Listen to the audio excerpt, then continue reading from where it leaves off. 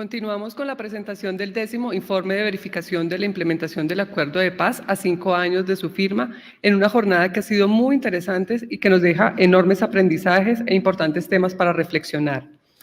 En el cuarto y último panel de la jornada contaremos con la participación de Luzmeri López, de la Diócesis de Tibú; Pedro Acosta, director de la Corporación para el Desarrollo Social y Comunitario del Sur de Córdoba; Viviana Peñaranda, especialista en temas de género; y el profesor Darío Restrepo en la moderación de este panel que hemos llamado Paz desde los Territorios. Profesor Darío, tiene la palabra. Muy buenas tardes.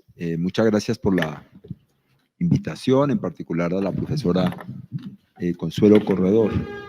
Entre más se desarrollaban los diálogos y las negociaciones en La Habana, más fue quedando claro que si la paz se pactaba centralmente por representantes del Estado a través del gobierno nacional y de delegados de la guerrilla de la FARC-EP, la implementación era un asunto de los territorios.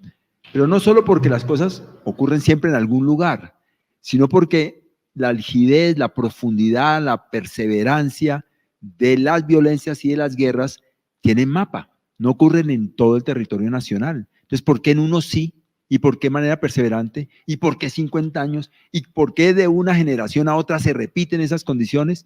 Y lo mismo había pasado con lo que en Colombia llamamos la violencia, el periodo de la violencia mal datado, o como quieran, corto o largo, desde la década del 40 hasta finales de la década del 50. Y lo mismo había pasado en el siglo XIX. Es decir, que la configuración de los territorios nos hablan de las causas, nos hablan de los factores de las violencias y de las guerras. Por lo tanto, si el acuerdo se pactó centralmente, necesariamente su éxito o su fracaso tiene un anclaje en las dinámicas y las realizaciones territoriales.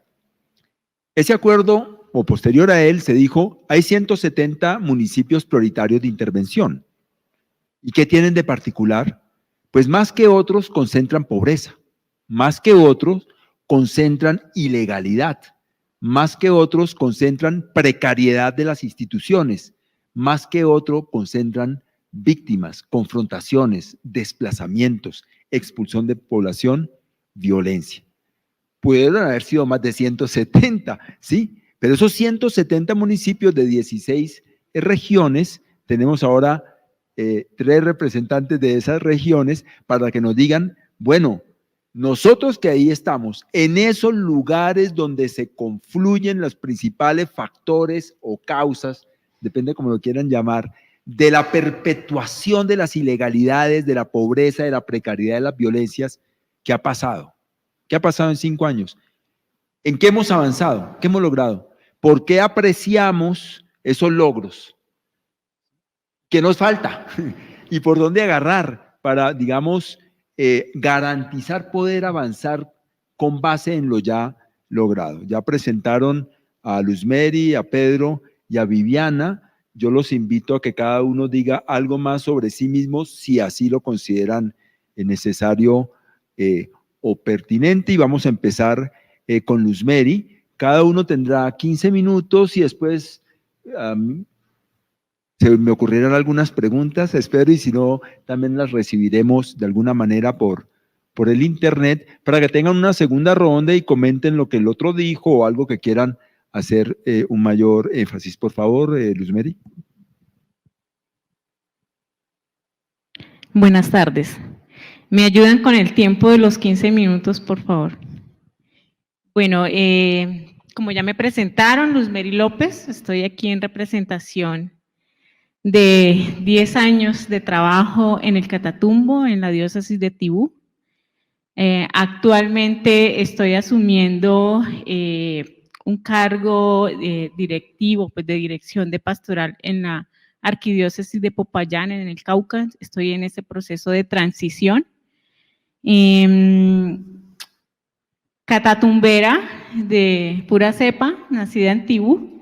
Actualmente soy candidata a la maestría en Cooperación Internacional para el Desarrollo, con un enfoque en gestión y dirección de proyectos de la Universidad Internacional de La Rioja.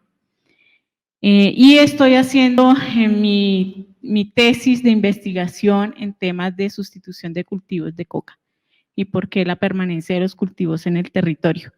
Y este tema, pues, muy dado a esos 10 años de trabajo que quiero rescatar, de tantas relaciones tejidas en el Catatumbo, muchas conversaciones, muchas noches pasadas en la ruralidad, bajo la lluvia y los truenos del Catatumbo, conviviendo y trabajando con los campesinos. Entonces, eso es un poco en términos generales Luzmeri López.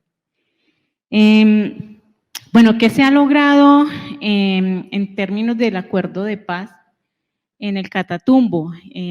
Pues si bien creo que el tema de la hoja de ruta y el tema PEDET ha sido un pilotaje del gobierno en el Catatumbo y creo que empezó de primero y que va más avanzado que en otras regiones. Estoy llegando al Cauca y en el Cauca nadie te da razón del PEDET, pero tú ¿por qué preguntas por eso? Si aquí eso… Entonces uno dice, bueno, es que van más adelantados en el Catatumbo que acá en el Cauca. Cosas por resaltar, para aprovechar estos 15 minutos. El avance de la hoja de ruta, y yo siento que ha sido un esfuerzo institucional y que el gobierno o las instituciones o los funcionarios han venido también aprendiendo, ¿no? Han tenido muchos errores, pero también creo que han tenido unos esfuerzos en ir corrigiendo las cosas en la marcha. Pero estar en la diócesis y trabajar en la pastoral y relacionarme directamente con los campesinos, uno ve una brecha, ¿no?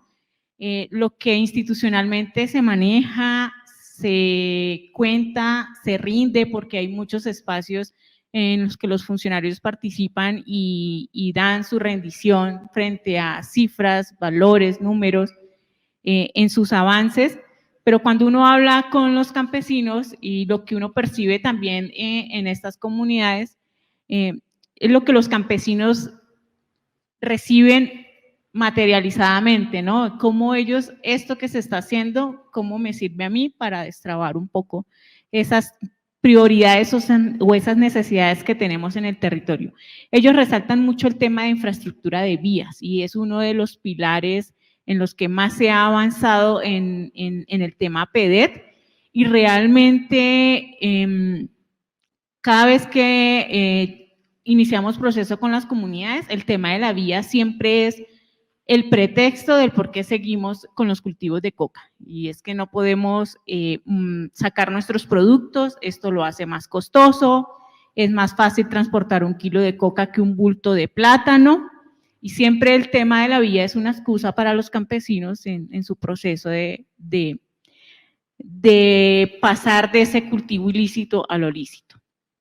Entonces, frente al tema de infraestructura de vías, pues resalto el tema de las vías terciarias. Se han abierto algunas vías que acceden a estas veredas algo distantes, sobre todo en el municipio de Sardinata, en el Alto Catatumbo, en la zona de Acarí y San Calixto.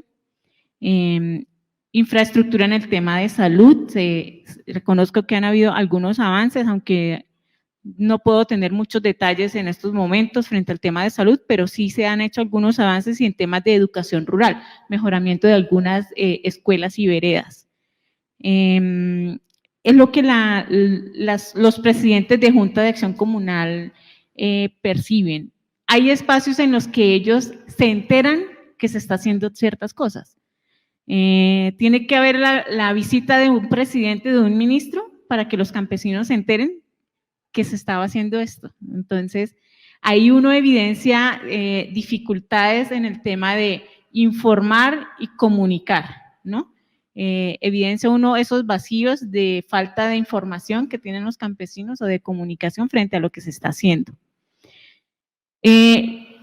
Resalto el apoyo de la cooperación internacional. Yo siento que como si el acuerdo de paz fuera una tarea de la cooperación internacional, realmente en el territorio, porque la cooperación, si bien los recursos que representa el gobierno y las instituciones siempre están buscando los recursos para poder hacer, ¿no? Para poder implementar el PDET. Entonces, ¿quién pone y quién ha puesto la mayoría de los recursos? La cooperación internacional. Entonces, y más allá de poner estos recursos, es quien viene haciendo mejores relacionamientos con los campesinos, porque la cooperación a través de sus misiones dedican tiempo al campesino a escucharlo, le preguntan, lo escuchan, y esto hace una cooperación, pues de hecho esa es su esencia, ¿no? De escuchar e identificar dónde están las necesidades prioritarias, o dónde están esos problemas más latentes, o dónde están las crisis, o dónde están esos llamados de alerta, ¿no? Frente al tema de seguridad de líderes también. Entonces, yo siento una cooperación, en el caso del Catatumbo, tiene una oferta de cooperación muy alta, comparado como la que estoy viendo un poco en menos de 2 meses en el Cauca. Un avance importante que quiero resaltar es el tema de la oficina de tierras, tanto en Tibú como en Sardinata. Si bien el tema de tierras ha sido, para mí, el motor del conflicto en Colombia, y sobre todo en el Catatumbo, que se esté iniciando, y siento yo que van a paso lento, pero van a pasos seguros, o sea, por donde podemos movernos. El tema de tierras es complejo y también tiene un tema de seguridad, pero siento que lo están haciendo muy cuidadosamente, con pinzas, y están entrando por donde se puede, en medio de una zona que todavía tiene grupos armados, una zona de conflicto, y en medio de todas las complejidades que tiene, de la línea negra, la zona de los Barí, las zonas o la solicitud de zonas de reserva. Entonces, a pesar de eso, han ido avanzando. Esto se ha hecho también con recursos de la Fundación de Buffett a través de Mercy Corps. Entonces, yo creo que es algo por resaltar y bueno, algunos fortalecimientos que se vienen haciendo también con cooperación a través de USAID y los programas que tiene en el territorio. Municipio de Sardinata, por ejemplo, tiene una oferta de programas con apoyo de USAID en el territorio, y todos apuntan a aportar y a apoyar, a destrabar el PDET en alguno de sus pilares. Entonces está el tema del pilar 8, el tema del pilar de infraestructura que ha sido muy apoyado, el de educación, el de salud, que son como los más visibles en sus avances. ¿Qué riesgos de perder eso? Yo creo que resaltaba el tema de la comunicación, pero una comunicación que distancia, ¿no? Que rompe relaciones también entre la sociedad civil y los funcionarios de las entidades o de las instituciones que representan al gobierno en el territorio. Hay un riesgo de perder la confianza frente al avance tan lento. Ya vamos casi que a la mitad de la implementación del acuerdo, a 5 años, y aún falta mucho por hacer. Riesgos de perder eso. Yo creo que el aumento de los cultivos ilícitos muestra la distancia, ¿no? Si bien se está avanzando y hay tantos recursos invertidos en el avance en el territorio, ¿por qué están aumentando los cultivos de uso ilícito? ¿Y por qué está aumentando el conflicto? ¿No? Entonces, es algo que va como en contravía. Uno no comprende, si bien hay unos recursos significativos que representan el avance en estos 5 años, ¿por qué en el territorio se ve un retroceso?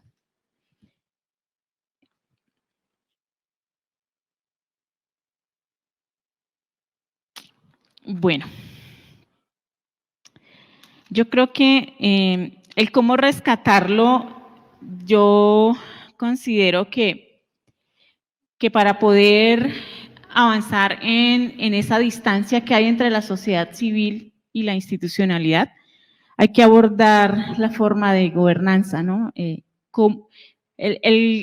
que cada institución se piense cómo fortalecer las relaciones y la confianza con la sociedad civil, con las mujeres, con los jóvenes, con los indígenas, con los campesinos. Y esto es un trabajo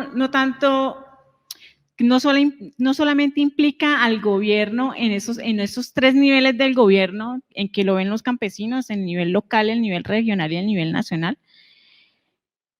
Hoy en día todavía vemos a alcaldes en los municipios que no están gobernando en función del acuerdo de paz, ¿no? Que tienen su propia mirada y su propia creencia de que mi apuesta es la solución o hago lo que yo puedo, y lo que está planteado en el PEDET es un escenario para ayudar o apalancar.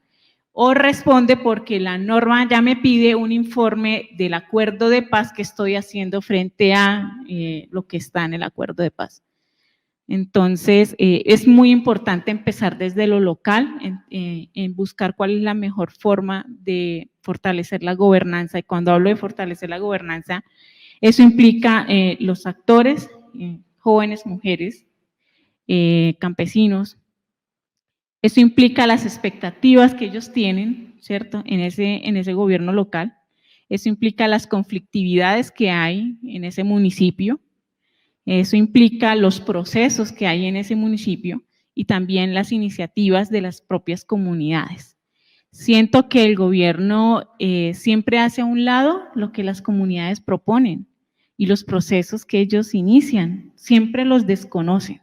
Siempre el gobierno llega con una fórmula, pero lo que las comunidades incluso llevan años en sus procesos, es totalmente desconocido. Solo se tiene en cuenta para los análisis y los diagnósticos y poder decir, en el Catatumbo hay tantas organizaciones sociales, en el Catatumbo el conflicto es así, en el Catatumbo es esto, pero no, el gobierno no mete en sus entrañas los procesos de estas comunidades. Sobre todo esas experiencias que hay ahí y esos aprendizajes.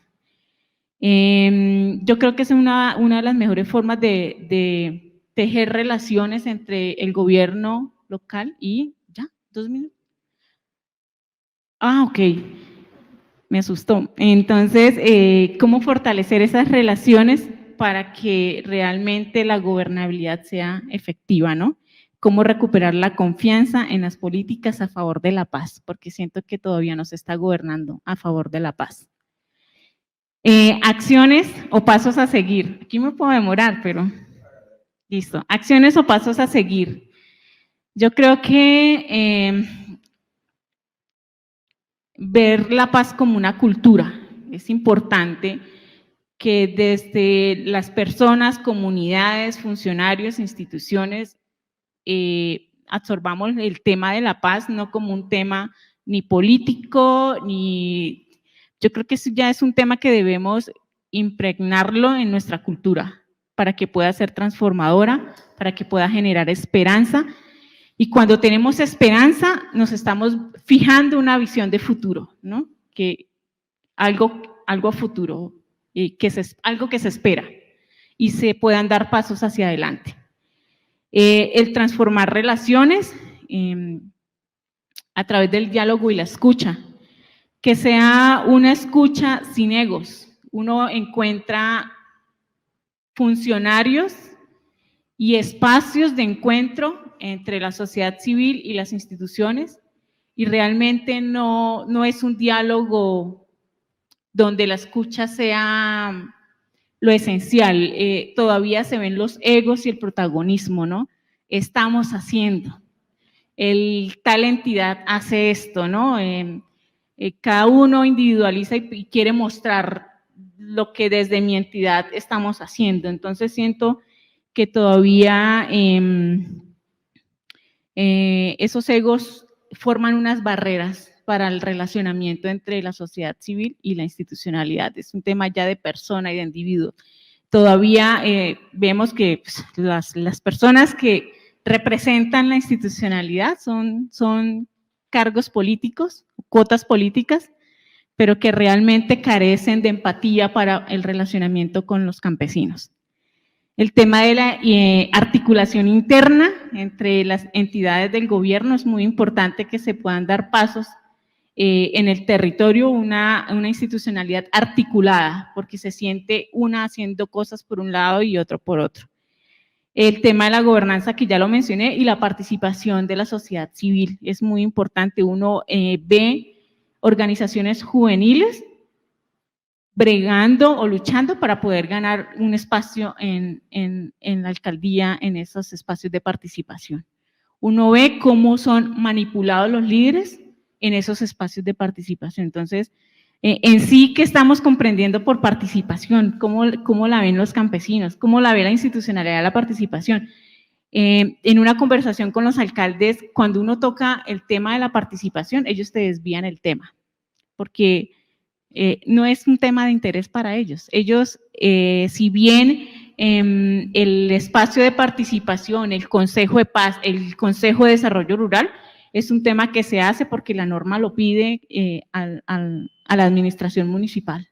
Y lo hacen porque tienen que cumplirlo, pero realmente no encuentran en ese espacio la esencia o la oportunidad para ellos hacer sus verdaderas apuestas. El tema del conocimiento. Los campesinos no conocen los espacios de participación. Los campesinos no saben cómo hacer incidencia. Y esto hace que sean muy manipulados políticamente. Pasos a seguir, y lo resalto, los canales de comunicación, pero canales de comunicación que informen, que comuniquen, pero que también formen a la persona frente a lo que se está haciendo para poder avanzar en esa paz como cultura. Pasos a seguir, el control social, porque los campesinos no saben cómo va el PEDET, lo poco que captan en esos espacios donde están, cuando son invitados, porque cuando va el presidente y el ministro, y estos espacios de Catatumbo sostenible, son puros espacios institucionales. Uno no ve un Catatumbo sostenible con participación de los comunales o líderes de la región. Pasos a seguir, apuntar a veredas. Yo creo que el mismo diseño de la sustitución de cultivos tiene un error, y es que apunta a familias y debería apuntar a veredas. Es más fácil tomar una vereda que colectivamente quiera salir de la coca. Usted está tomando 60, 70 familias de una vereda, a irse a familia por familia en un territorio tan extenso geográficamente como cuando una paloma va a coger arroz o maíz por todo el territorio. Bueno, el tema del contagio. La coca llegó al Catatumbo por contagio, y la coca se irá del Catatumbo o del territorio también por contagio. Entonces, ¿cómo hacer para que la coca se vaya por contagio?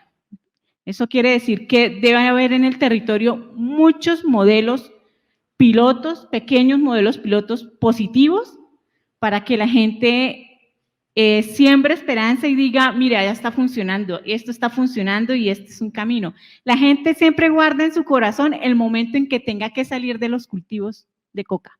Ellos dicen, algún día tenemos que salir de esto.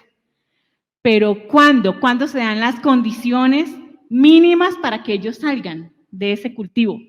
¿Sí? Entonces, la coca genera muchos ingresos a ciertos niveles, no a todos, porque creo yo que debe hacerse una muy buena caracterización. Es muy diferente el campesino que cultive coca, 2 hectáreas de coca, muy diferente al campesino que tiene 10 y 15 hectáreas de coca, y muy diferente a esta persona que viene de otra región, que compra grandes extensiones, 20 y 30 hectáreas, a cultivar coca. Entonces sí debe haber una atención muy diferenciada en el territorio para poder generar experiencias positivas.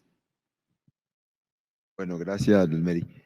Para que vaya preparando, porque dejó prácticamente todos los temas abordados, cómo construir más esa cultura de paz con base en lo que ya se tiene, de los activos logrados, ¿sí? Me parece un tema clave. O sea, de conocer un poco el Catatumbo, la impresión es que hay mucho más atrevimiento ahora que cuando estábamos en plena guerra. La gente habla más, se contacta más con nosotros. hay desconfianza entre actores, pero se ha venido venciendo. Los chicos parecen temerarios, o sea, dicen las cosas transparentemente. Las mujeres están organizadas más que antes. Los productores están haciendo sus proyectos, no tienen otra alternativa y van para adelante. Uno tiene la impresión de una sociedad civil mucho más movilizada, más visible, más pública, más incidente, con muchas desconfianzas que se han venido poco a poco descremando, y eso creo que es parte de la construcción de la cultura de la paz, la construcción de actores públicos para definir en lo público.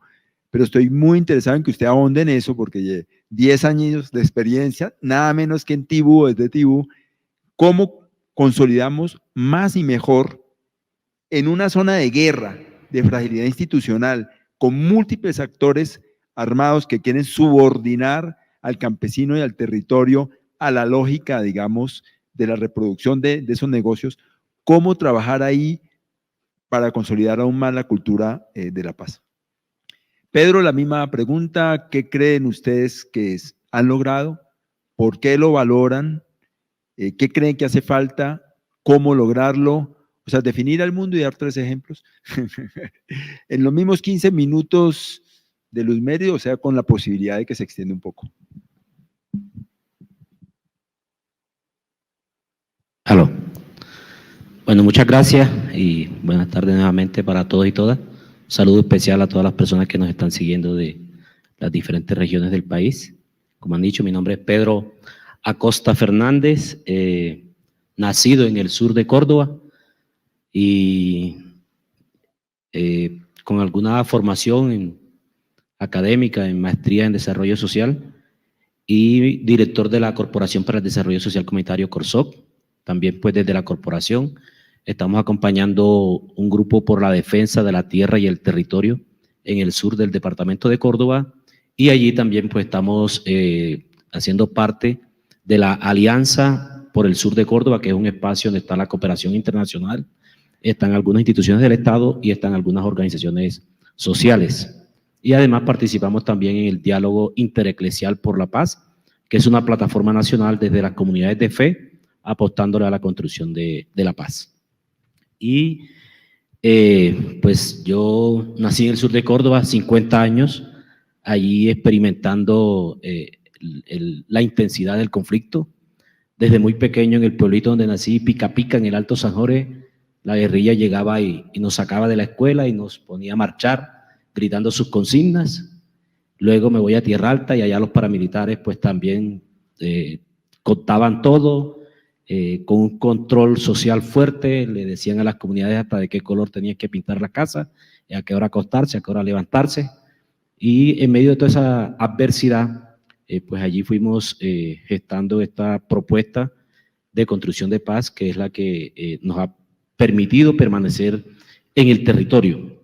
Pero el sur de Córdoba no es solamente un escenario de conflictividades, sino que también es un escenario de una riqueza natural. Es una zona con unos recursos naturales impresionantes, una diversidad faunística, florística y una ubicación geográfica muy estratégica también.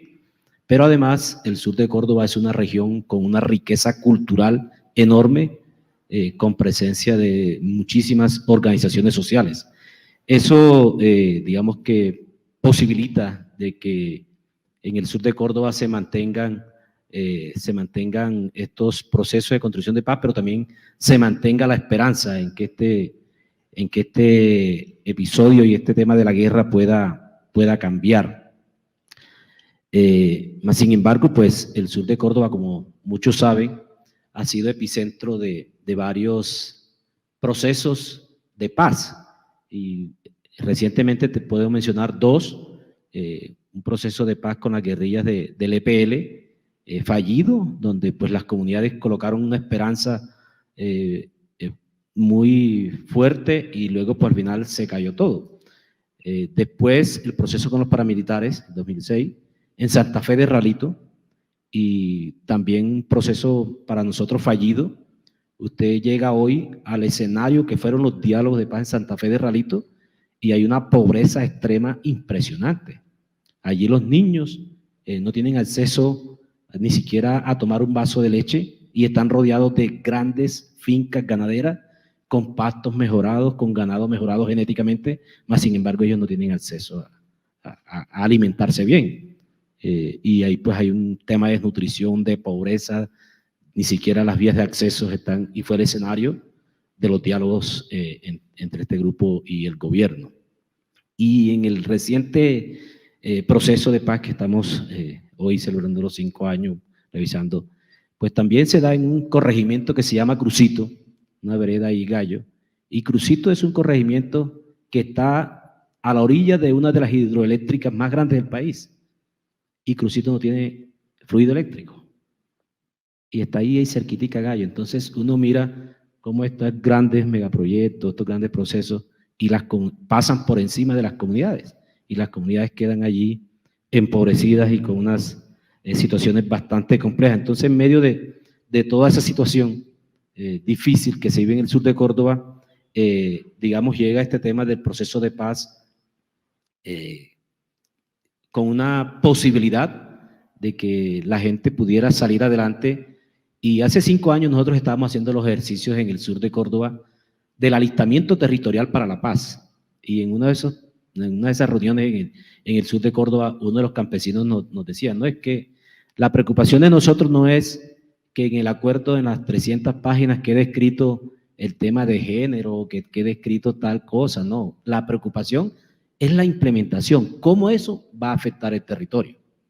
No tanto cómo queda escrito ahí, porque ya sabemos lo que va a quedar escrito, quedan los intereses de las partes en conflicto, los intereses de las comunidades, pero el reto grande va a ser la implementación.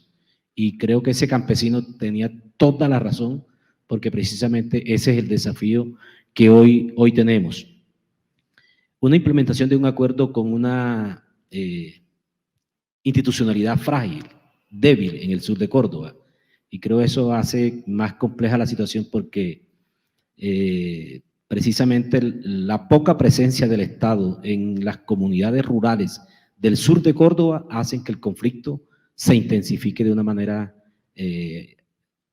muy fuerte, con desplazamientos masivos, con asesinatos a líderes sociales, con amenazas a los mismos funcionarios del gobierno. O sea, hoy Puerto Libertador tiene al secretario de gobierno amenazado, el personero municipal no puede despachar, está por fuera, en Uré amenazados. Entonces, con una institucionalidad frágil, débil, con poca presencia, pues una implementación del acuerdo es bastante compleja.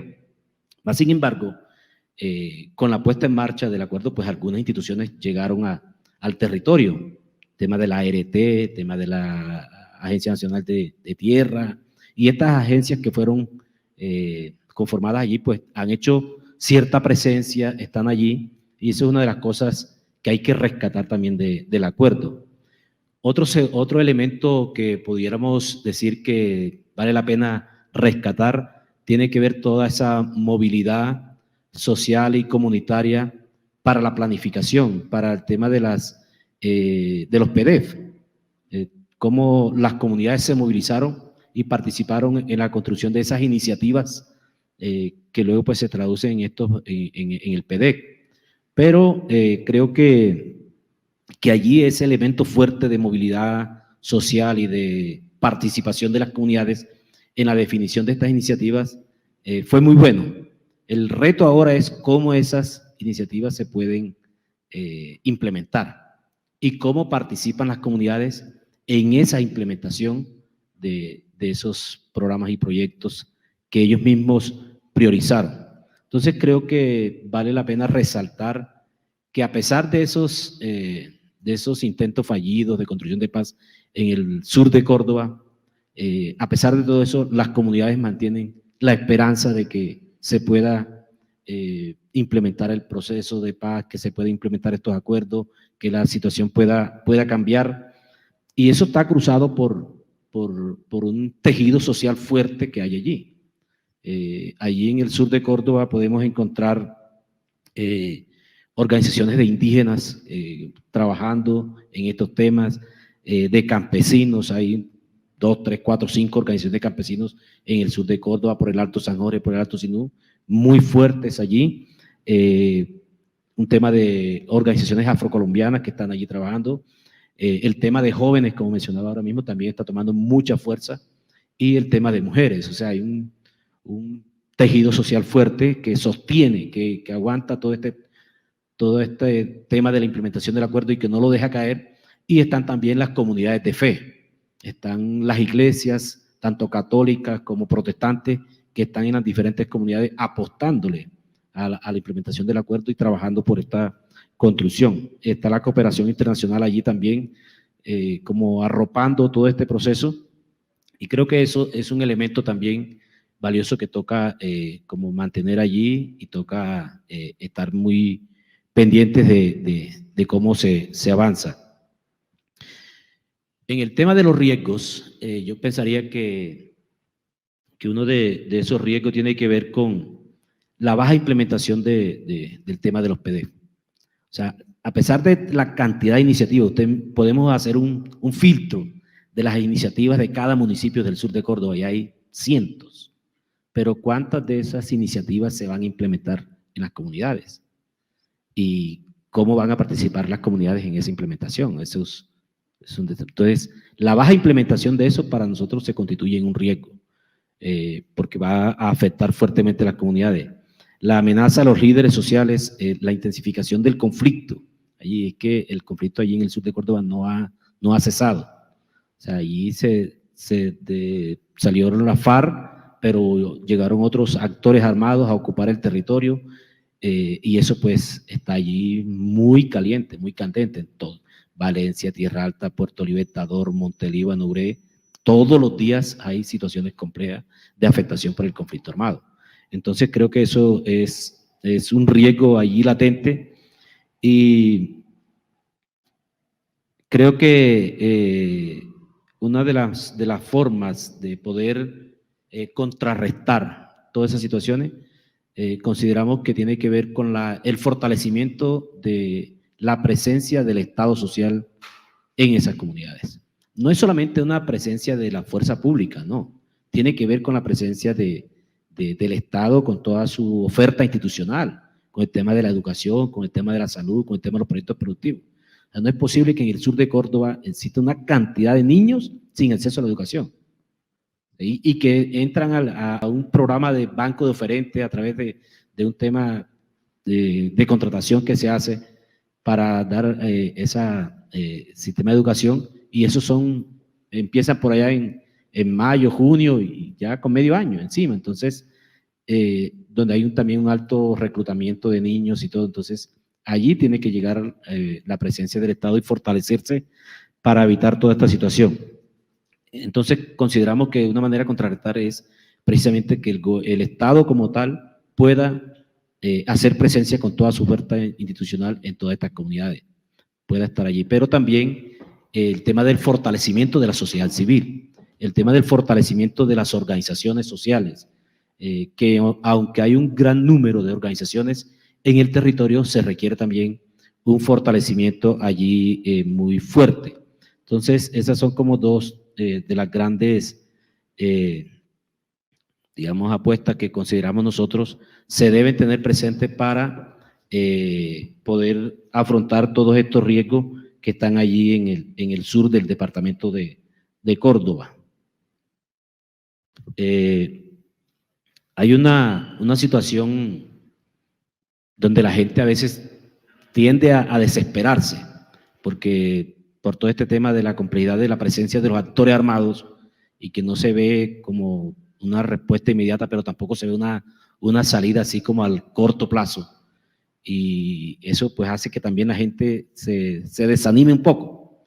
El tema de los cultivos de uso ilícito, que en el sur de Córdoba también es alto, eso también hace que la gente pues mire un poco cómo, o sea, compleja la situación. O sea, no es fácil pensar que la implementación ya va a salir y que vamos a superar la situación, pero digamos que allí las comunidades pienso que son las que han tratado de sostener toda esta situación de de la implementación del acuerdo, manteniendo esa esperanza. Entonces, quiero dejar también como ese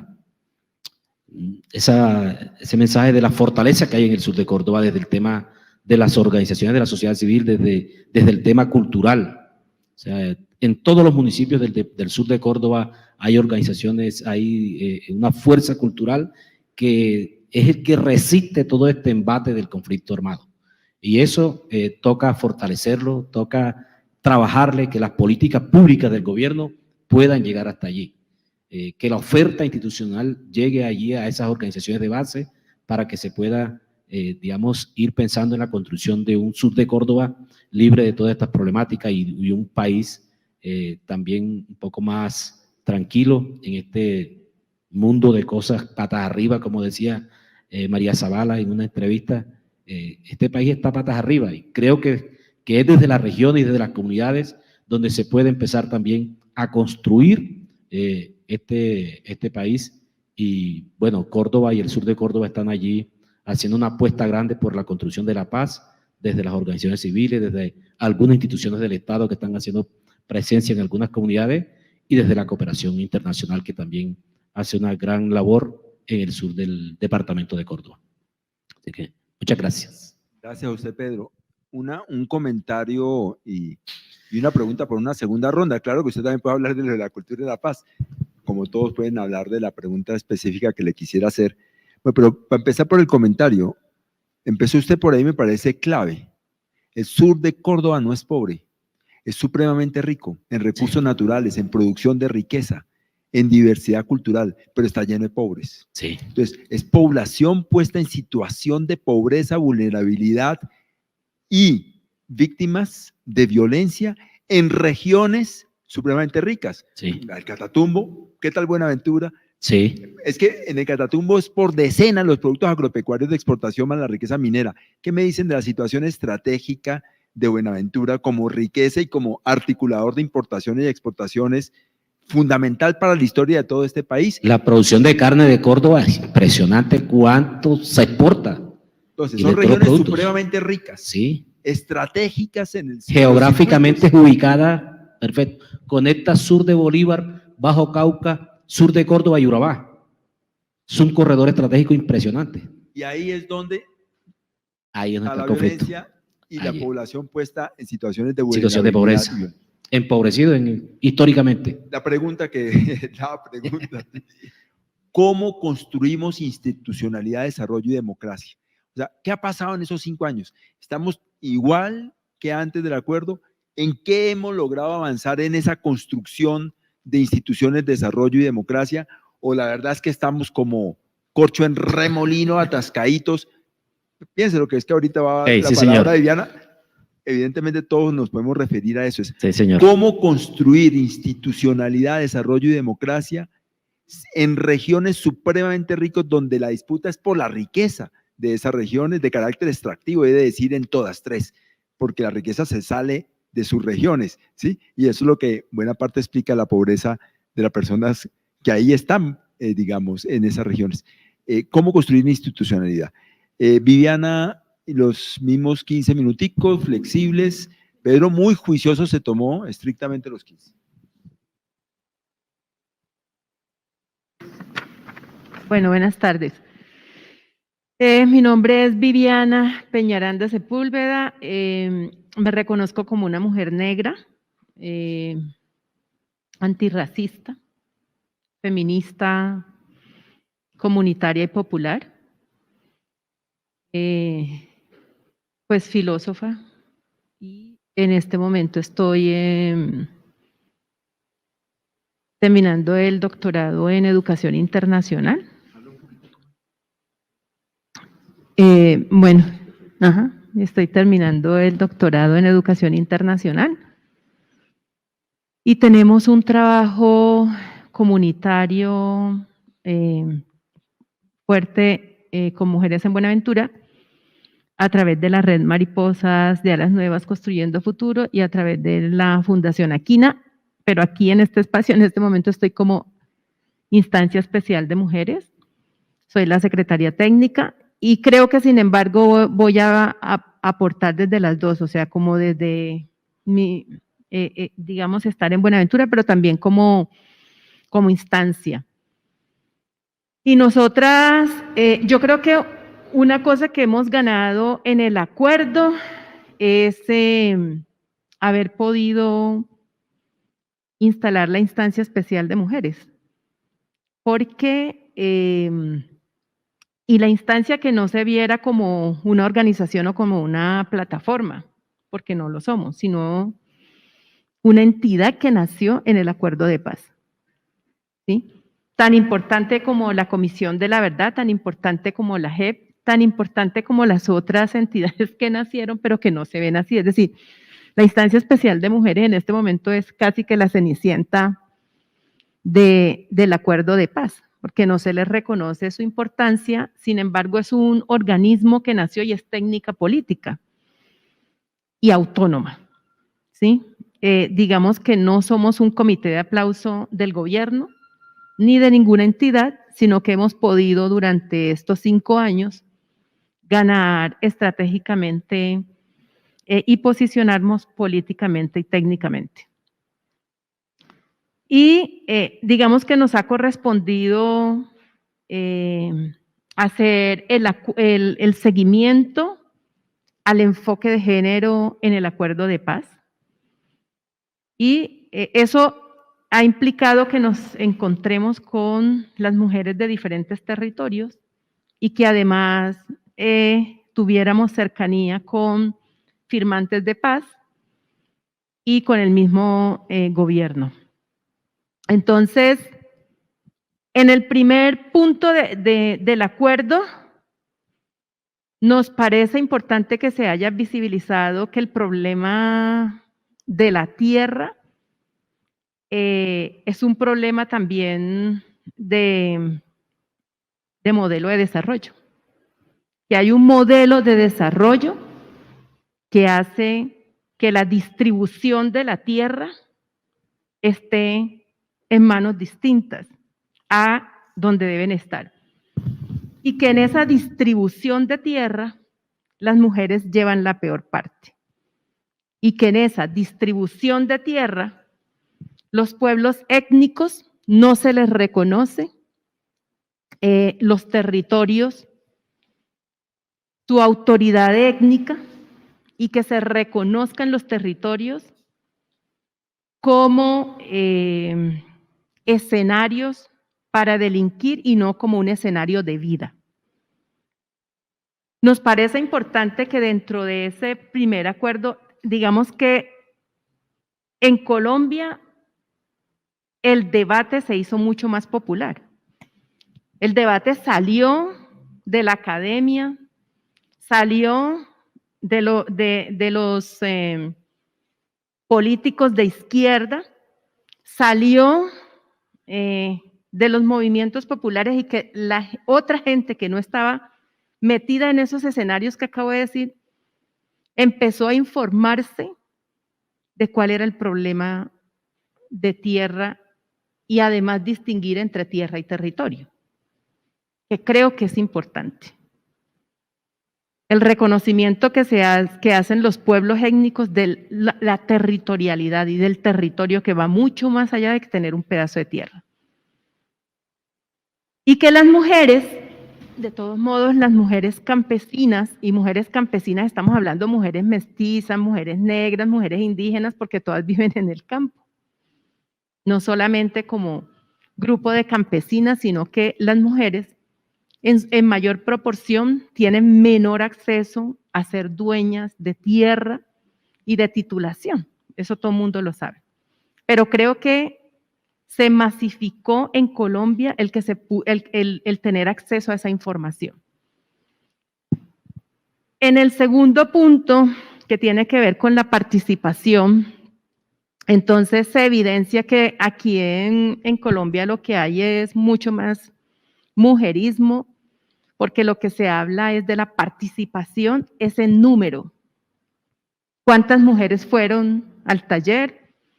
¿Cuántas mujeres estuvieron en la construcción del PD?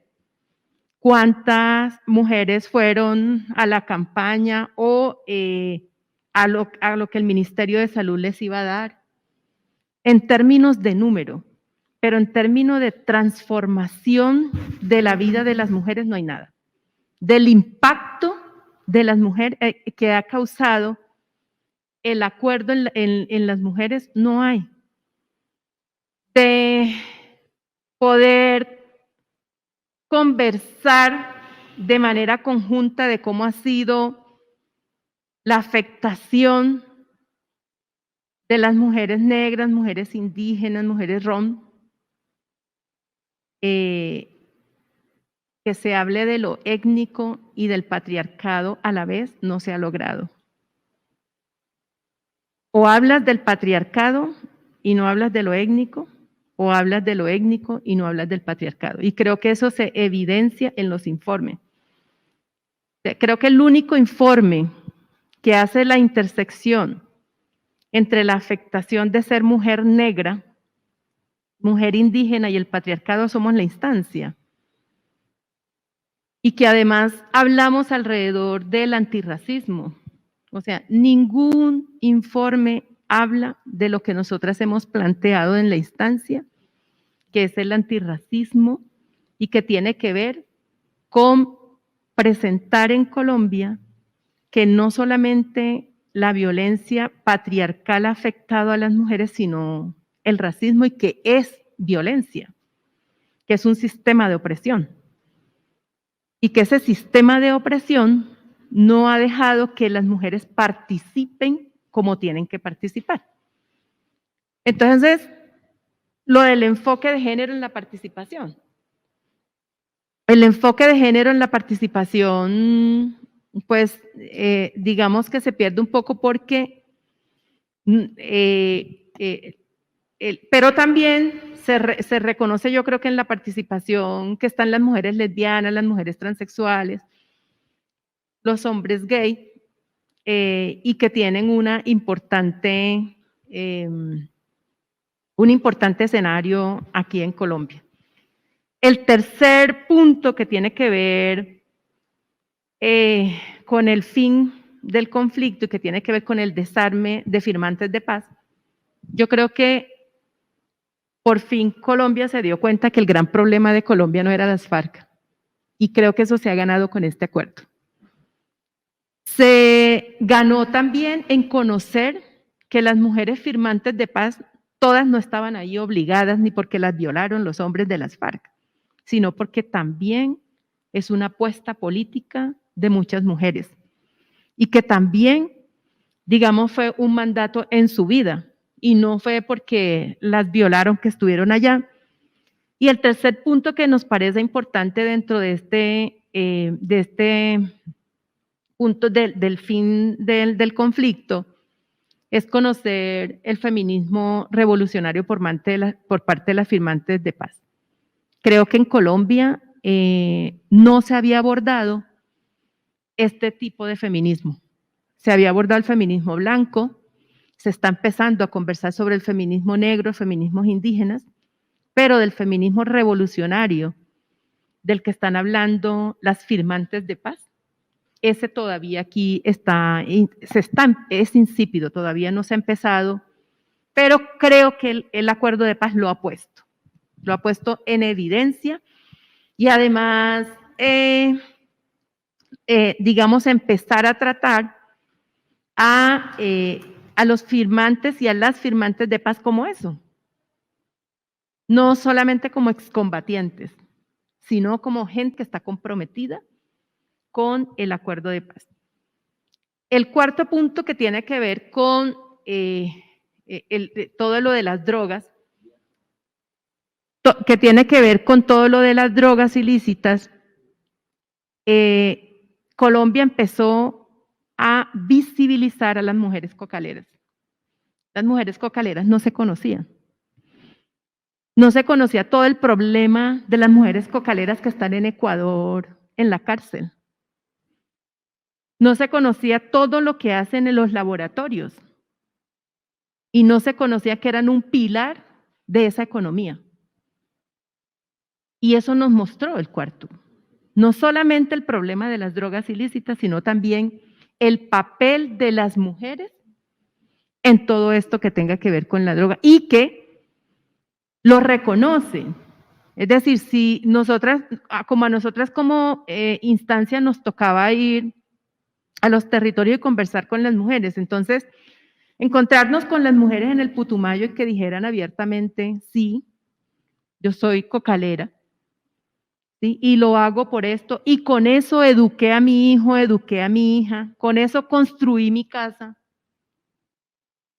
con esto he hecho eso y esto. Yo creo que ese es un elemento importante que ha mostrado el acuerdo y del cuarto punto. En el que, es decir, yo creo que había que dejar la doble moral. Abiertamente soy cocalera, hago esto, pero lo hago por esto y por esto. Y ayer el gobierno me dijo que dejara eso y erradiqué, pero finalmente me quedé con las manos vacías. Entonces voy a volver. Y creo que esos diálogos honestos los necesitamos aquí. Y creo que el acuerdo también nos ha dado la posibilidad de poder conversar alrededor de temas que estaban vetados y de poder ver con respeto a una mujer cocalera, de poder ver el drama de ella y su familia y de poder conversar de que el problema de droga no era la dosis personal. Y creo que Colombia está dándose al debate de que esto no es un problema de dosis personal, sino que es mucho más profundo y que tiene que ver con toda la corrupción y el narcoestado en el que estamos. Y, digamos, a nosotras nos toca como instancia especial conversar mucho con firmantes de paz, con la CECIVI, que está compuesta por 3 de FARC y 3 del gobierno, y darnos cuenta que les cuesta mucho, o sea, que a este gobierno, desde que se sentó con nosotras, dijo que no iba a cogobernar con nadie. Y que podíamos decir y podíamos hablar bonito y podíamos presentarle, pero que ellos no iban a cogobernar y no iban a cogobernar con las FARC, porque la FARC era un partido político y cogobernar con un partido político era deslegitimar a los otros partidos porque no le iban a dar el mismo espacio que a las FARC. O sea, argumento que todo el mundo sabe que se cae de su peso. Pero creo que nosotras como instancia de género hemos podido llevarle al gobierno lo que sienten y piensan las mujeres en los territorios y hemos podido demostrarle cómo el acuerdo de paz en este momento no ha transformado la vida de las mujeres. No hay el impacto que se buscaba, que no hay un enfoque de género, sino un enfoque de mujerismo, y que aunque sí estamos avanzando, porque no vamos a decir que no, pero a nosotras nos tocaba mostrar que definitiva, dónde estaba la debilidad del acuerdo con respecto a las mujeres, con respecto al LGBTI. Creo, quiero unir esto un poco ya como Viviana también, mujer negra, porque a la Comisión de la Verdad, a la JEP y a la Unidad de Búsqueda, les estamos diciendo que deben incluir una narrativa propia desde las mujeres negras e indígenas, y la Comisión de la Verdad está siendo oídos sordos a lo que nosotras, otras mujeres, estamos solicitando. Y es que puedan evidenciar el racismo, cómo se exacerbó en la guerra. Y la Comisión de la Verdad está enterrada de que va a demostrar es la violencia sexual. Y creo que es un error, porque hemos conversado con la Comisión de la Verdad de que nosotras no queremos que nos narren. Nosotras nos queremos narrar. Y la narración nuestra en la guerra tiene que ver con el racismo, no solamente con el patriarcado. Se lo decimos a la JEP y a la unidad de búsqueda. Con la unidad de búsqueda hemos elaborado un documento y conformamos una mesa técnica para conversar del enfoque antirracista, que va mucho más allá de la violencia sexual, que va mucho más allá de la violencia física y psicológica, y que tiene que ver con una estructura de país y con unas relaciones de poder que se sostienen desde la colonia hasta hoy. Porque a una mujer negra que se la llevan los paramilitares y que le obligan a bañarse 5 veces antes de violarla porque les huele mal, porque les obliga a alisarse el cabello porque cuando están con ella no les gusta tocarle el cabello. Eso no es solo por ser mujer, es por ser negra. Es que te mandan a bañar 5 veces porque el olor a negra es horrible, porque no me gusta que huelas a negra. Que cuando los paramilitares cogieron a las mujeres y les obligaron a que les cocinara, ¿sí? Y cada vez que la cogían esta negra y le tocaban la nalga, y porque cocina rico, y porque lo hace rico, no es por ser mujer, es por ser negra. Entonces, si quienes narran la verdad no narran eso, la verdad queda incompleta. Si la JEP solamente va a coger un caso de violencia sexual, pero no asume que esta guerra es racista y que también ese es un delito, que ya está configurado en Colombia como delito, que se tiene que visibilizar. Si tú no ves que donde enterraron, ves a Buenaventura y vas a las fosas comunes, ¿sí? Y la forma como encuentras asesinados. Si viene el paramilitar y saca al muerto del cementerio y lo quema, porque se supone que de manera espiritual le hicieron algo para que cogieran, eso es porque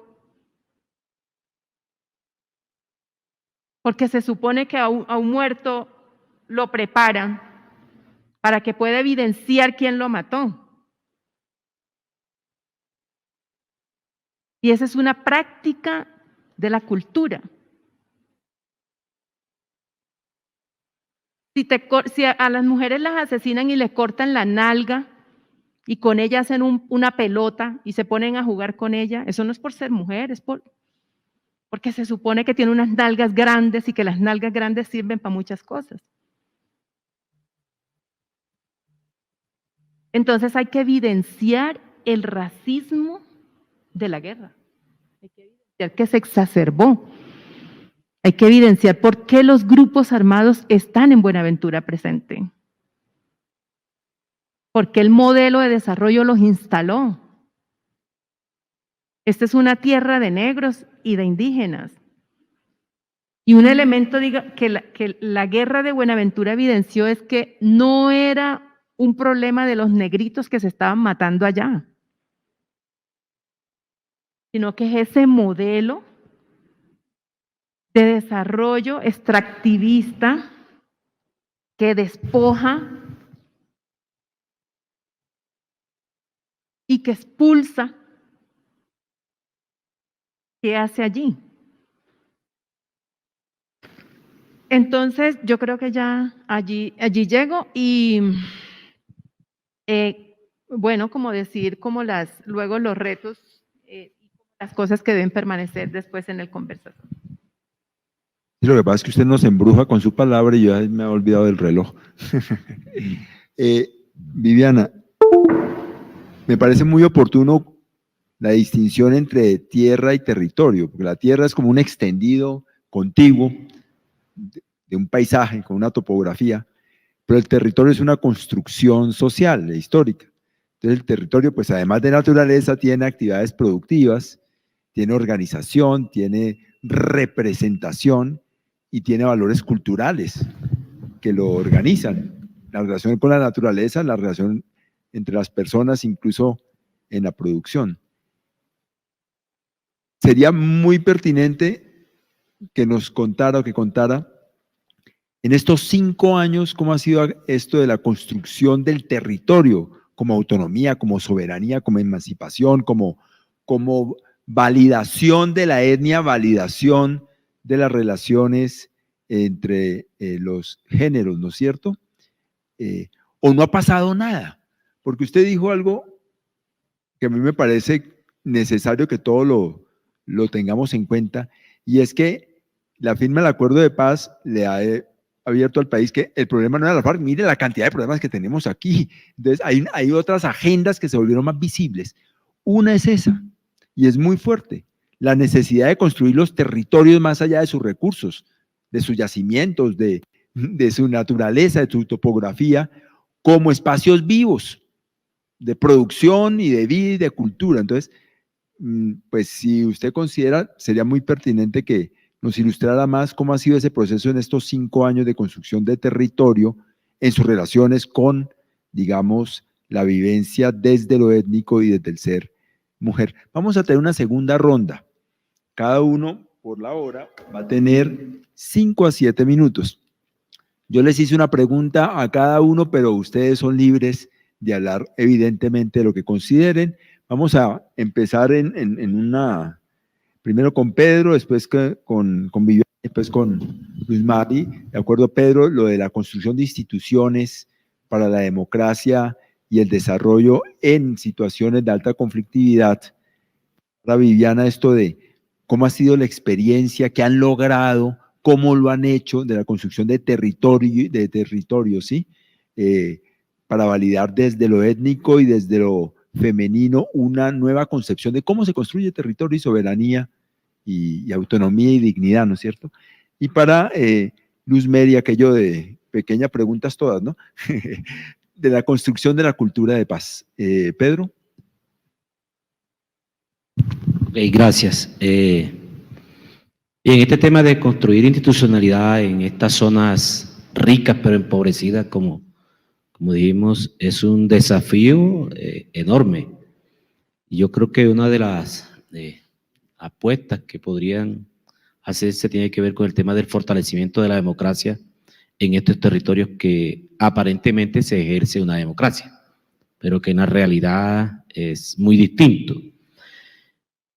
Otro tema tiene que ver con los nuevos liderazgos políticos, pero allí a nosotros nos surge una inquietud porque los nuevos liderazgos políticos que estamos viendo son los hijos de los políticos tradicionales.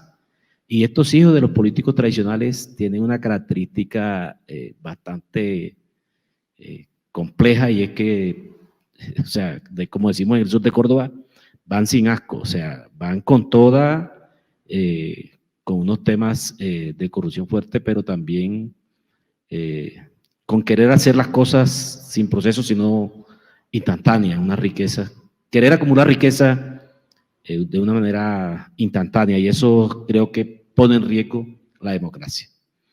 Y allí hay un tema fuerte que hay que revisar y trabajar, pero también creo que una de las maneras en las que se puede construir institucionalidad tiene que ver cómo también las instituciones del Estado, del orden nacional, acompañan o están allí presentes en los territorios, especialmente acompañando a las administraciones municipales, a las administraciones locales, y quitando esa presión de los actores armados sobre las administraciones locales, porque es que muchas veces pues también los alcaldes en esos municipios por allá apartados, refundidos, se sienten solos, y los actores armados allí presionando de una manera muy fuerte.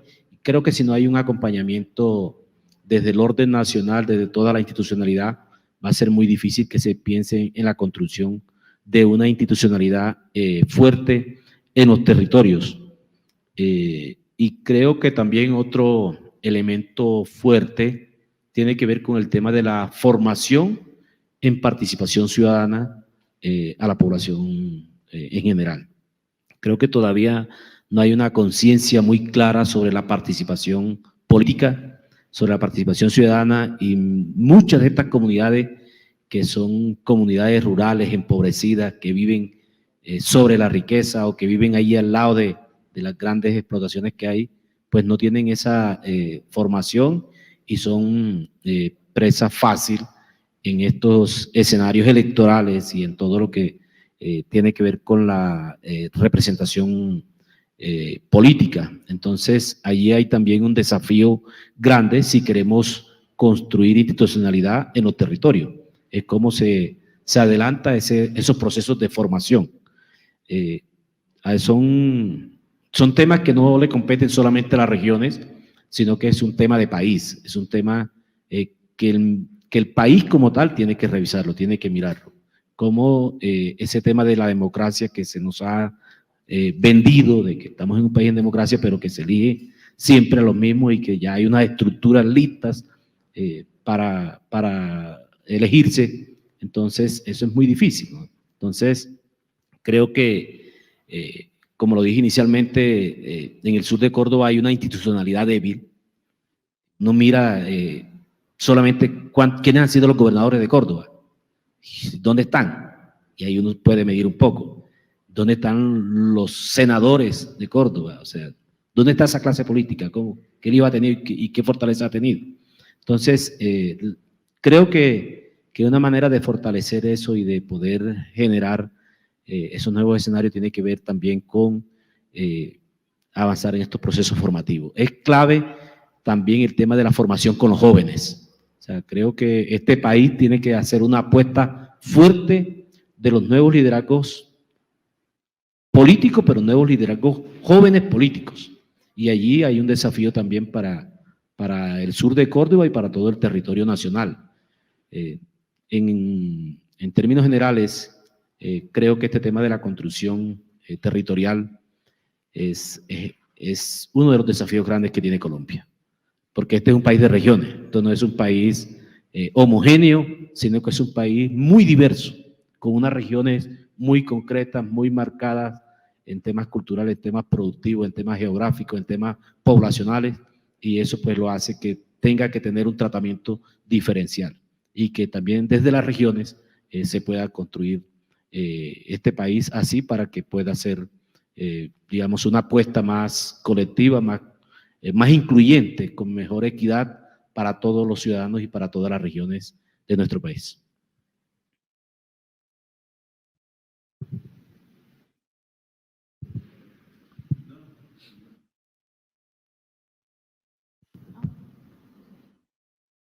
Bueno, digamos que nosotros como pueblo negro, yo creo que un elemento importante que la gente tiene que empezar a reconocer en Colombia, y es que no somos comunidades negras, sino un pueblo negro, afrodescendiente, palenquero y raizal, que nos hemos ido, digamos, estamos construyendo unas identidades diversas al interior nuestro, porque la gente antes creía que todos los negros y las negras nos parecíamos y no quieren hacer la distinción entre por qué yo me reconozco como negra, por qué la otra se reconoce como afrocolombiana, por qué la otra se reconoce como raizal y la otra como palenquera.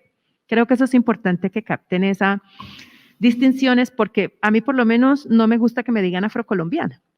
Y yo creo que eso sí lo tienen que, digamos que tienen que aprender a reconocer. Yo me reconozco como una mujer negra y yo, digamos, confronto el racismo de Colombia diciendo que soy mujer negra y no afrocolombiana. Para mí lo afrocolombiano es otra cosa. Pues creo que uno de los elementos importantes que estamos construyendo como territorio uno es una identidad de pueblo, que es importante. En esa identidad de pueblo es el reconocimiento de las autoridades. Yo creo que la gente tiene que conocer que la historia del pueblo indígena o de los pueblos indígenas es distinta a la al pueblo negro.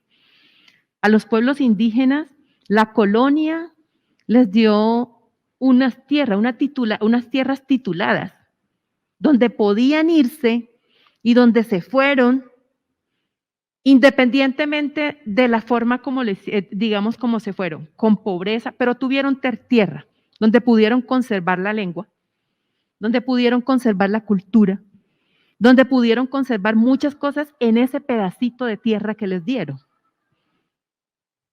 La historia nuestra no fue igual, porque a los hombres y mujeres que los esclavistas soltaron, cuando les dio la gana de darles la libertad, los mandaron sin nada. O sea, los sacaron a la calle sin tierra y sin plata. Y no solamente eso, sino que cuando se fueron en la calle les tocó volver donde el esclavista, que antes les daba la comida y les daba el vestido, y ahora le tienen que pagar. Es decir, se convirtió en un asalariado. Y que los únicos que tuvieron una tierra recuperada fueron los que construyeron los palenques. Y en esos palenques sí pudieron construir unas identidades como pueblo negro, y se acuerdan que la gente que vino de África, que trajeron de África, no pertenecía a un solo pueblo, sino que eran distintas tribus que hablaban sus lenguas y que tuvieron que aprender el lenguaje del colonizador para poderse comunicar. Entonces hay una historia allí que es distinta en esa construcción de territorio. Y esa construcción de territorio tiene que ser definida de manera distinta y las cosmovisiones son diferentes. Nosotros estamos construyendo lo que el concepto de vivir sabroso. Y ese concepto de vivir sabroso tiene que ver con la cosmovisión que manejamos en el pueblo negro con sus diferentes identidades.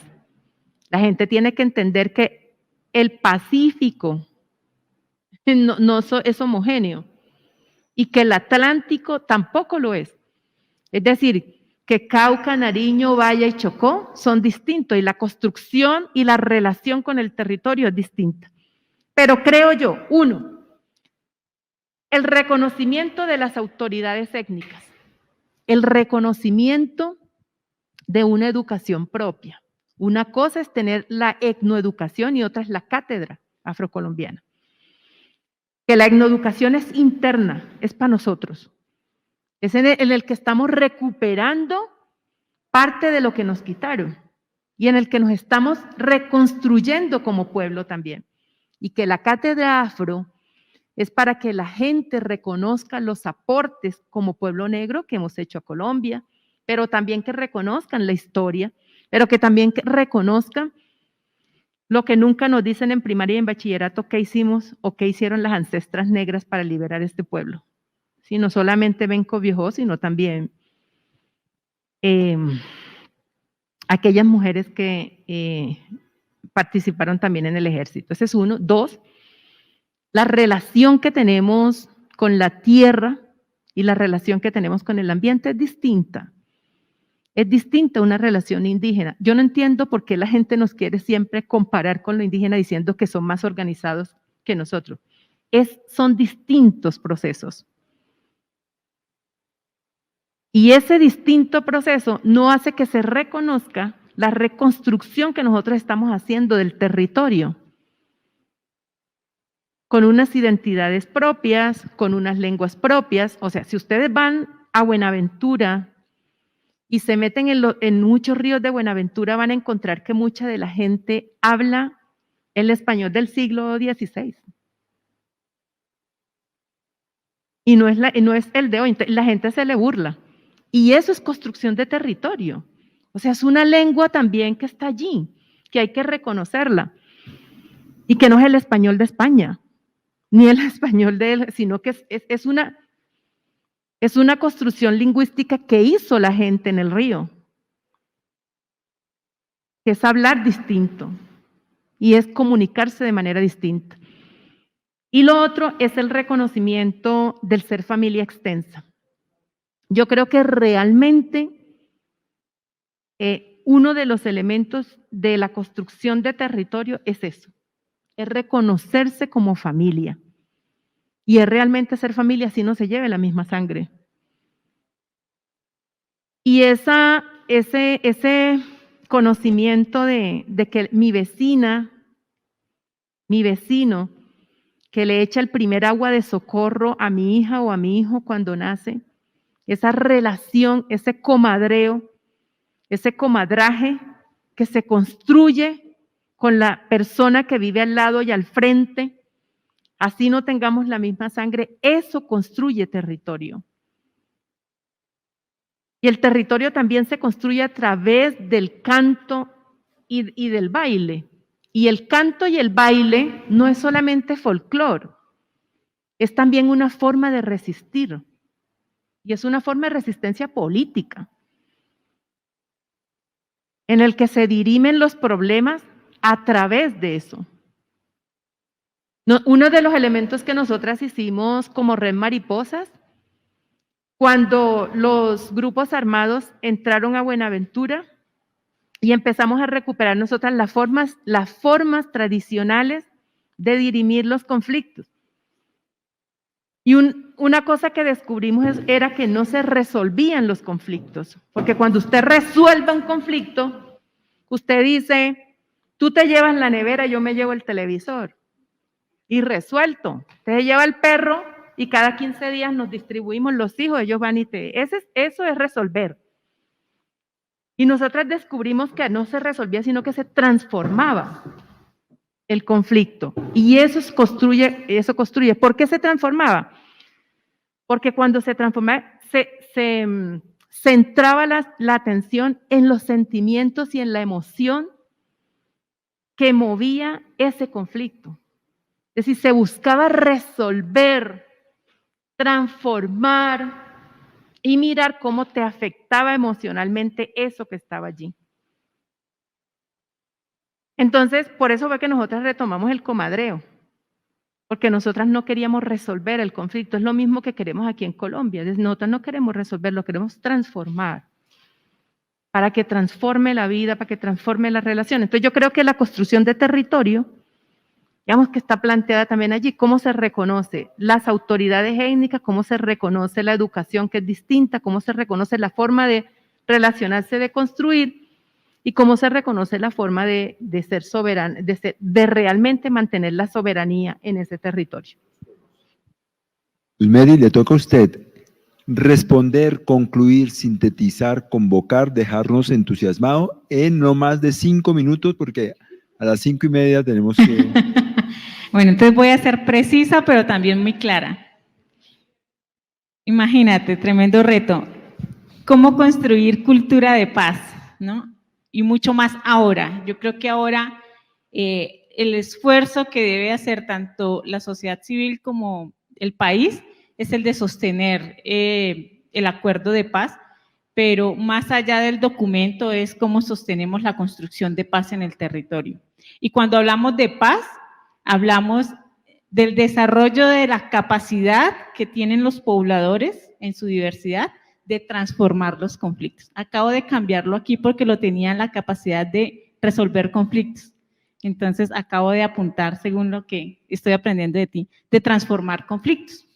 Entonces, en ese orden de ideas, creería yo, unos tips aquí, así rápidos para avanzar, las iniciativas de paz, sobre todo porque tanto el PEDET se reduce en iniciativas, ¿no? Esos 8 pilares y sobre todo el pilar 8, iniciativas de paz, pero también iniciativas que sean transformadoras. Todo lo que se hace en los demás pilares debe ser transformador. En un espacio, en el espacio territorial, yo les decía, una iniciativa de infraestructura. Más allá de la infraestructura y de lo material que eso representa para la comunidad, es cómo esa infraestructura dinamiza a la comunidad frente a esa cultura de paz. Y cómo se apropian de eso para el cuidado y la conservación de esa obra de infraestructura. Otro tips es el reconocimiento de la diversidad, el reconocimiento de los liderazgos, el reconocimiento de lo que es un campesino, el reconocimiento de lo que significa la mujer, de lo que significa el joven, pero también el reconocimiento de las lecciones aprendidas que tiene el territorio frente a las experiencias. Las organizaciones tienen experiencia, y cuando digo experiencias aprendidas es aprender de lo que no funciona y de lo que funciona, y el país y el gobierno tiene que aprender también de lo que funciona y de lo que no funciona. Los procesos graduales para poder aportar a la cultura de paz, creo yo que estas iniciativas de construcción de paz deben tener también sostenibilidad y deben vivir sus propios procesos. El mismo tema de la sustitución de cultivos, que es un tema tan complejo, el gobierno se equivocó con pretender de que la gente iba a erradicar los cultivos con un acuerdo, cuando él no fue capaz de responder a ese acuerdo. Y me consta mucho que los campesinos en el Catatumbo, a los funcionarios que iban a negociar con ellos, pedían que la sustitución fuera por proceso. Nosotros sustituimos tantas hectáreas, usted como gobierno nos cumple una parte. Si usted nos cumple, nosotros sustituimos otra parte. Si el gobierno se equivocó ahí, si hubiese firmado ese proceso, hoy no estuviera tan mal parado con los campesinos. Y entonces no solamente para la sustitución, esos procesos que las comunidades necesitan en sí para construir paz. Mucha pedagogía se necesita. Pues los campesinos no conocen, ¿no? Y es necesario hacer uso de herramientas y mecanismos para hacer pedagogía, y siento que se está quedando muy corto en eso. Hay muchas emisoras comunitarias en el territorio que no se están usando, y que son emisoras que sirven primero como único medio para uno llegar a los campesinos que están en la ruralidad y en los más rincones que hay en el país, y que sirven para comunicar y para formar también, porque hay mucho campesino desinformado, pero también carente de conocimiento. Y un último, para sostener la construcción de paz, la resolución de conflictos o la transformación de conflictos. Y hay muchas comunidades que el gobierno no reconoce los procesos de resolución de conflictos que se están dando en las comunidades. Yo tengo acá, para la pregunta de cómo construir instituciones de desarrollo y democracia, 3 tips. El sector privado, la academia y las instituciones. Cómo estas 3 entidades generan conexión y cercanía con los territorios. El sector privado tiene un rol en este tema tanto del conflicto, porque es un actor del conflicto, el sector privado, pero también tiene un rol en la reconciliación con el territorio y tiene un rol en la construcción de paz. ¿Cómo se vincula en el PEDET, por ejemplo, para que estas iniciativas se puedan desarrollar? La academia también siento que tiene una responsabilidad porque ha formado a los gobernantes que tenemos, ¿cierto? Malos o buenos, y los que le faltan por formar, los gobernantes de los que el compañero hablaba, de esos nuevos gobernantes. Y la academia tiene la riqueza del conocimiento y de la investigación, y lo está haciendo desde la distancia. Entonces necesitamos que la academia genere esa cercanía con el territorio. Y las instituciones deben conocer las realidades del territorio para que puedan aportar a ese desarrollo y democracia. Entonces lo dejo por ahí. Muchas gracias, con eso hemos llegado al final. Yo me quedé con un concepto así, reconocimiento, ¿no? Reconocimiento de comunidades, reconocimiento de conflictos, reconocimiento de saberes, reconocimiento de actores, reconocimiento de especificidades, y no llevar la cosa así, tengo el modelo, tengo la solución, conozco el proceso, organícese para que yo lo reconozca, que eso destruye una y otra vez. El reconocimiento para la construcción de autonomía, no resolviendo conflictos, sino sabiéndolos tramitar, como dice por aquí la frase. Bueno, muchas gracias. Hemos llegado al fin de este panel.